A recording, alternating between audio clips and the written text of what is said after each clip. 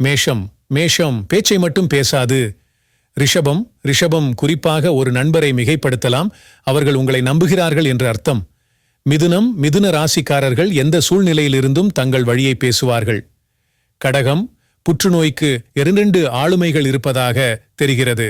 ஒன்று மிகவும் வெளிப்படையானது, வேடிக்கையானது மற்றும் நகைச்சுவையானது.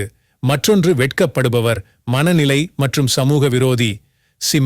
சிம்ம ராசிக்காரர்கள் இனிமையான வார்த்தைகள் மற்றும் பாராட்டுக்களை விரும்புகிறார்கள், ஆனால் அதை அதிகமாக செய்ய வேண்டாம். கன்னி ராசிக்கு மன அழுத்தம் ஏற்படும் போது தூக்கம், பசியின்மை மற்றும் மோசமான தோரணை போன்றவை இருக்கும். விஷயம் என்னவென்றால் இது நிறைய நடக்கிறது, மிக அதிகம். துலாம் காதல் கண்டுபிடித்தது விருச்சிக ராசி. நண்பரே, நீங்கள் விருச்சிக ராசிக்காரர்களுடன் இருக்கும்போது வேறொருவருடன் ஊர் சுற்றுவது பற்றி யோசிக்கவே வேண்டாம்.